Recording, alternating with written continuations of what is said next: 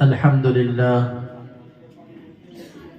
لله وكفى وسلام على عباده الذين اصطفى أما بعد فأعوذ بالله من الشيطان الرجيم بسم الله الرحمن الرحيم ظهر الفساد في البر والبحر بما كسبت أيدي الناس صدق الله العظيم وقال النبي صلى الله عليه وسلم من لزم الاستغفار جعل الله له كل ضيق مخرجا ويرزقه من حيث لا يحتسب او كما قال عليه الصلاة والسلام۔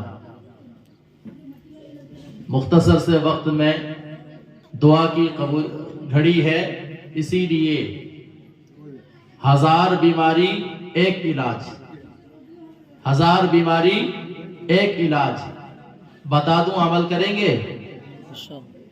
کریں گے انشاءاللہ۔ ہم سب بیمار ہیں، ساری بیماریوں کا علاج ایک ہی ہے۔ اگر آپ کو بتا دوں کون کرے گا تو لوگ کم کریں گے، تو پھر چھوڑ دیا جائے۔ کریں گے تو ہاتھ اٹھائیں، کریں گے؟ 100 بیماری کا ایک علاج، بہت مشکل سے ملتا ہے یہ علاج، بتاؤں؟ اللہ کے نبی علیہ السلام کا فرمان اور قرآن کے احکام ہے، جس کو میں نے خطبہ کے اندر تلاوت کی ہے۔ کیا تلاوت کی؟ ظہر الفساد فی البر والبحر بما کسبت ایدی الناس۔ زمانے بھر میں جو مصیبتیں آتی ہیں، آفتیں آتی ہیں، بلائیں آتی ہیں، حادثات آتے ہیں، یہ سب کیا کرایا اپنا ہے بما کسبت ایدی الناس، لوگوں کے ہاتھ کا کیا ہوا عمل ہے۔ اگر کوئی بیمار ہو رہا ہے یہ اس کا عمل ہے، اگر کسی کے رزق میں کمی آتی ہے یہ اس کے اندر بیماری ہے، اگر کسی کو کہیں سے دقت و دشواری پیش آتی ہے یہ اس کے اندر کمی ہے، اگر کوئی بے اولاد ہے اس کی اولاد نہیں ہو رہی ہے یہ اس کے اندر کمی اور بیماری ہے، اگر کسی کے یہاں کھیتیاں اجڑ رہی ہیں وہاں اناج غلے نہیں ہو رہے ہیں یہ اس کے اندر کمی ہے، اس علاقے کے اندر کمی ہے اور بیماری ہے۔ اسی طرح اللہ تعالیٰ نے فرمایا ان ساری بیماریوں کا علاج ایک ہے۔ کیا ہے؟ اس بیماری کے علاج کے لیے دوسری جگہ اللہ رب العزت نے قرآن پاک میں کہا وَمَا أَصَابَكُم مِّن مُّصِيبَةٍ، جو کچھ مصیبتیں تمہیں لاحق ہوتی ہیں، جو کچھ آفتیں، پریشانیاں، دقت و دشواریاں تمہارے سامنے آتی ہیں فَبِمَا كَسَبَتْ أَيْدِيكُمْ، وہ بھی تمہارے ہی ہاتھ کا کیا ہوا ہے، وَيَعْفُو عَن كَثِيرٍ، وہ تو بڑا معاف کرنے والا ہے۔ قرآن پاک میں حضرت پیر ذوالفقار صاحب نے ایک مرتبہ نقل کیا، پاکستان کے یوں سمجھیے کہ اس وقت پوری دنیا میں ولایت کا ڈنکا جن کا بجتا ہے، پیر فقیر ذوالفقار احمد صاحب نقشبندی پاکستان کے رہنے والے ہیں۔ غالباً انہوں نے انہی کا ہی بیان میں سنا، ایک بار نقل کیا اپنے شیخ کی بات کو کہ ایک آدمی آیا، آنے کے بعد شکایت کی حضرت میری شادی کو لمبے عرصے ہو گئے اب تک کوئی اولاد نہیں ہے،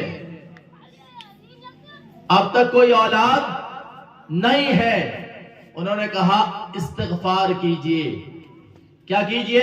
استغفر اللہ ربی من کل ذنب واتوب الیہ، یا استغفر اللہ الذی لا الہ الا ہو۔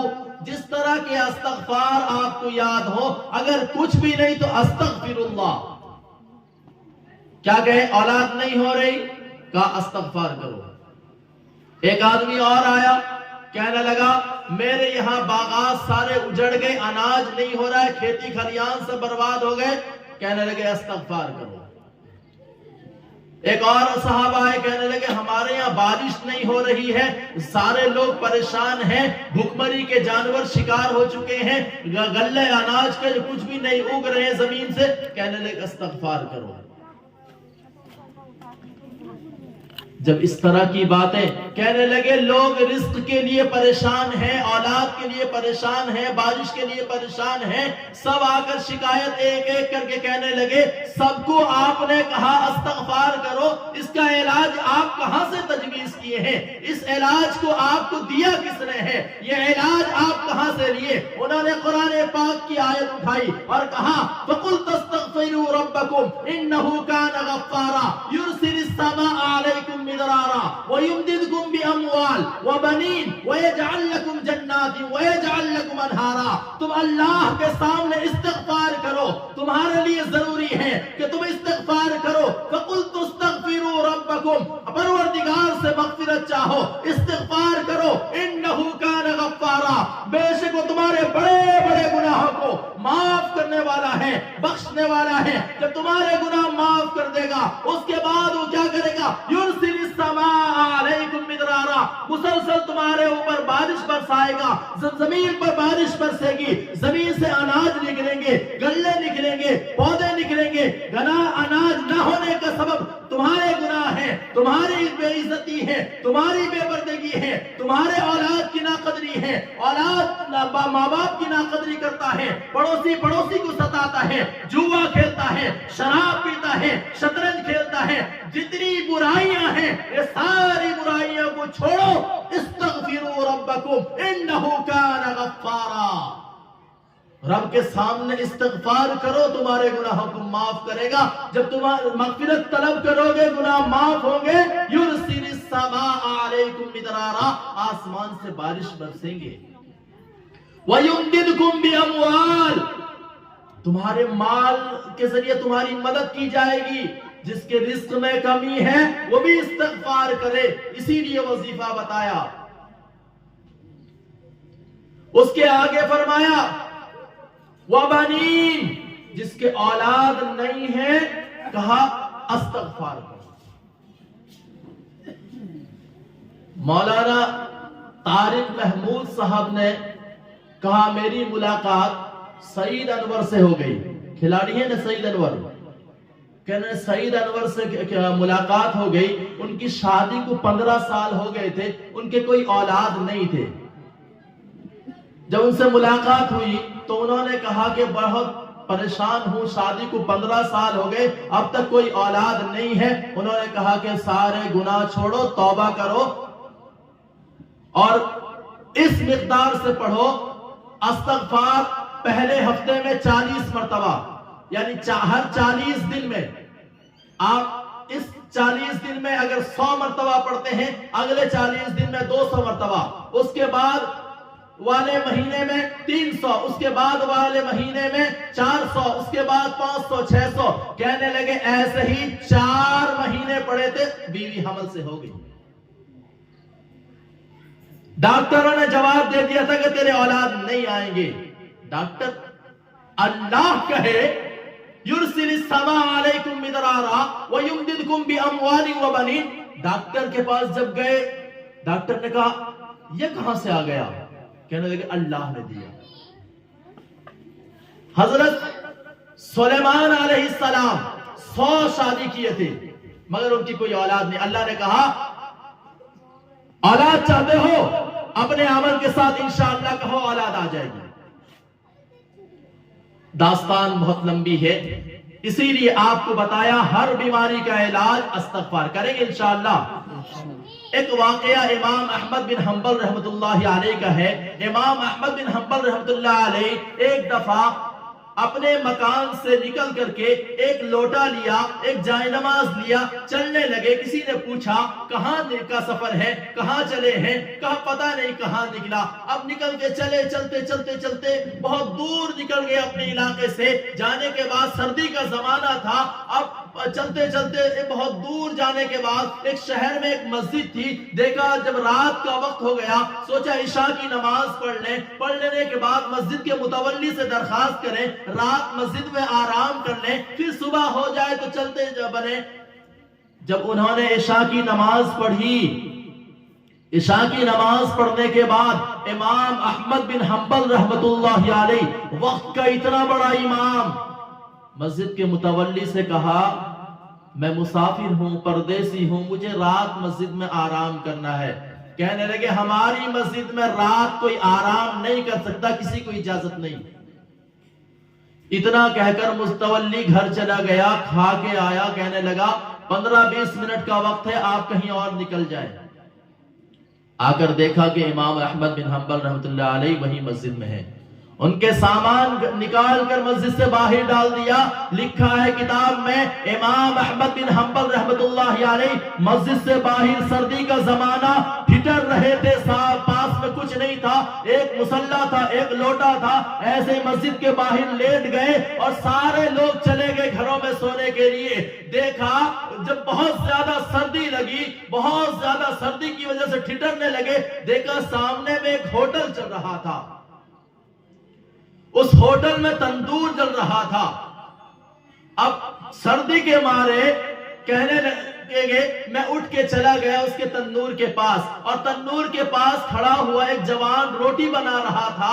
میں نے اس سے کہا بیٹے بہت زیادہ سردی ہے، میرے پاس کچھ اوڑھنے کے لیے نہیں ہے، اگر تو اجازت دے تو میں تیرے تندور کے پاس بیٹھ جاؤں، اگر تجھے کوئی تکلیف نہ ہو۔ دوسری جگہ یہ بات لکھی ہے، مسجد کے باہر ٹھٹر رہے تھے، وہ جوان دیکھ کر اسے ترس آیا، لے کر اپنے یہاں پہنچا دیا، اپنے ہوٹل پہ آرام کیا۔ حضرت میں گھر نہیں جاتا ہوں، میں یہیں رہتا ہوں، رات بھر میرا ہوٹل چلتا ہے، اگر آپ یہیں کہیں آرام کر سکتے ہو تو کریں۔ اس طرح دو باتیں نقل کی گئی ہیں۔ تو امام احمد بن حنبل رحمۃ اللہ علیہ اس کے چولہے کے پاس رہے۔ دیکھیں وہ جوان آٹا گوندتا ہے، کچھ زبان سے حرکت کرتا ہے، پڑھتا ہے۔ امام احمد بن حنبل رحمۃ اللہ علیہ بیٹھے ان کو تعجب ہوا کہ یہ جوان کیا پڑھتا ہے اور کیا عمل اس کا ہے، یہ روٹی بھی سیکتا ہے، آٹے بھی گوندتا ہے، مگر اس کی زبان پہ ہے۔ پوچھا جوان کام تو تم اپنا کرتے ہو، زبان سے کیا پڑھتے ہو؟ کہنے لگا حضرت اس کے پیچھے بہت بڑی داستان ہے۔ کہنے لگا بتاؤ کیا داستان ہے؟ کہنے لگا جب میں چھوٹا تھا میرے باپ کا انتقال ہو گیا، میری باپ کے انتقال کے بعد میرے پاس رہنے کے لیے 3 بہن اور میں اکیلا، 4 ہم لوگ ہیں، اور کچھ دن کے بعد ماں کا بھی انتقال ہو گیا۔ اب ساری ذمہ داری میرے سر پر رہی، 3 بہنوں کا بوجھ اٹھانا، خود کا سنبھلنا، میں بس چھوٹا سا بچہ تھا۔ اب میں کیا کرتا، میں نکلا باہر نکلا کہ اسی ہوٹل پہ کام کرنے کے لیے، یہ ہوٹل دوسرے کا تھا، میں اس کے یہاں ڈیوٹی کر رہا تھا، نوکری کر رہا تھا، مگر آج جو یہ آپ دیکھ رہے ہیں اس شان و شوکت کے ساتھ یہ ہوٹل آج میرا ہے، کل کو میرا نہیں تھا۔ کل کو اس ہوٹل پر میں پلیٹ دھویا کرتا تھا، میں ملازم تھا، میں نوکر تھا۔ کہنے لگے اتنے اونچے مقام تک کیسے پہنچ گئے؟ کہنے لگے میں نے ایک ورد کیا، استغفار کی کثرت کی، ایک عالم دین سے سنا تھا کہ جب استغفار پڑھو اللہ تمہاری ہر ضرورت پوری کریں گے، تمہارے رزق کے دروازے کھول دیں گے، تمہاری ہر مصیبت دور کر دیں گے۔ اسی دن سے میں استغفار کی کثرت کر رہا ہوں۔ الحمدللہ استغفار کی کثرت کی بنیاد پر میری 3 بہنیں الحمدللہ اچھی جگہ شادی لگ گئی ان کی، اور نتیجہ یہ ہوا اللہ نے میرے ساتھ اتنا فراوانی کیا، اس ہوٹل کا میں نوکر تھا، آج مالک بنا بیٹھا ہوں، اور اللہ سے میں جو دعائیں کرتا ہوں میری ساری دعائیں پوری ہو گئی، مگر ایک دعا ہے جو آج تک میری پوری نہیں ہوئی ہے، اور مجھے امید ہے، مجھے خدا کی ذات پر بھروسہ ہے وہ بھی ایک دن پوری ہو کر رہے گی۔ میں نے علماء سے سنا ہے جو استغفار کثرت سے پڑھتا رہے اس کی دعا قبول ہوتی ہے۔ امام احمد بن حنبل رحمۃ اللہ علیہ نے پوچھا جوان وہ تیری آخری دعا کیا ہے وہ بتا دے۔ جوان نے کہا میں کافی دن سے سن رہا ہوں میرے علاقے میں ایک بہت بڑے محدث، بہت بڑے امام، بہت بڑے اللہ کے ولی جن کا نام احمد بن حنبل ہے، جن کی شہرت کا ڈنکا بج رہا ہے ساری عالم میں، جن کی محبت پھیل رہی ہے. میں مجبور ہوں, میں غریب ہوں, بہنوں کی وجہ سے ہوٹل پہ پڑا رہتا ہوں, ان کی زیارت کر نہیں پا رہا ہوں. میں روزانہ اللہ کے سامنے ہاتھ اٹھا کر دعا کرتا ہوں کہ اللہ امام احمد بن حنبل رحمۃ اللہ علیہ کی زیارت مجھے کرا دیجئے. امام احمد بن حنبل رحمۃ اللہ علیہ کہتے ہیں میں اٹھا, کھڑا ہوا اور اس جوان کے گلے سے لگا اور اس سے کہا تو اپنے عمل کو جاری رکھنا, استغفار کثرت سے پڑھا کرتے رہنا. اب وہ کثرت سے پڑھا کرتا, کہنے لگے میں امام احمد بن حنبل رحمۃ اللہ علیہ ہوں, اور یہ سن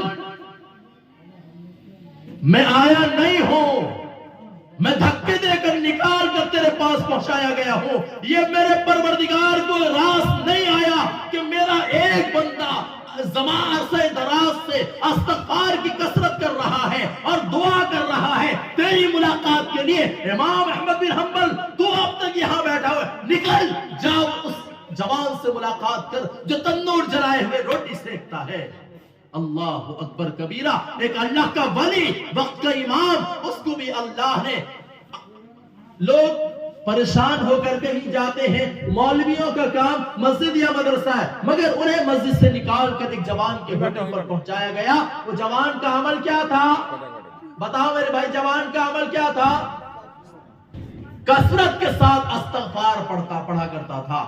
تو ہم سب بھی اگر استغفار پڑھیں گے تو ہمارے رزق میں برکت ہوگی, ہمارے گھر سے بلائیں دور ہوگی, ہمارے گھر سے بیماریاں ختم ہوگی, ہمارا معاشرہ صاف ہوگا. اسی لیے آج کی اس مجلس سے عہد کر کے اٹھیں, ہم ہر عمل کے ساتھ اپنا کام کرتے رہیں گے, اپنی دنیا میں لگے رہیں گے, مگر دھیان اللہ کے پاس ہوگا اور استغفار کثرت سے پڑھیں گے انشاءاللہ. پڑھیں گے, کون پڑھے گا مجھے بتائیں؟ پڑھیں گے انشاءاللہ. جب پڑھیں گے تو ایک دن کھلے آنکھوں دیکھ لینا آپ کی دعائیں بھی قبول ہوگی جیسے اس جوان کی دعا قبول ہوتی تھی. لیکن شرط یہی ہے کہ اپنے سارے گناہوں کے راستے کو بند کرنا ہوگا, سارے فسق و فجور کو بند کر کے اللہ کے حضور توبہ کرنا ہوگا. استغفر اللہ, کیا مطلب؟ اے اللہ میں نے چوری کیا معاف کر دے, اے اللہ میں نے زنا کیا معاف کر دے, اے اللہ میں نے باپ کو ستایا معاف کر دے, میں نے ماں کو ستایا معاف کر دے, میں نے پڑوسیوں کے حقوق دبایا معاف کر دے, میں نے دوسرے کی زمینیں ہڑپ کر لی معاف کر دے. گویا کہ ایک ایک گناہ کا تصور کر کے استغفار کریں گے انشاءاللہ. کریں گے تو انشاءاللہ کھلے آنکھوں دیکھ لیں گے آپ کی دعائیں بھی قبول ہوگی. اسی لیے آپ سب سے گزارش درخواست ہے, چند منٹ استغفار کی کثرت کر لیں. استغفر اللہ استغفر اللہ استغفر اللہ استغفر اللہ استغفر اللہ استغفر اللہ ربی من کل ذنب واتوب الیہ استغفر اللہ. ہاتھ اٹھائیں, اب دعا کر لیجئے, وقت کافی تیزی کے ساتھ نکل رہا ہے.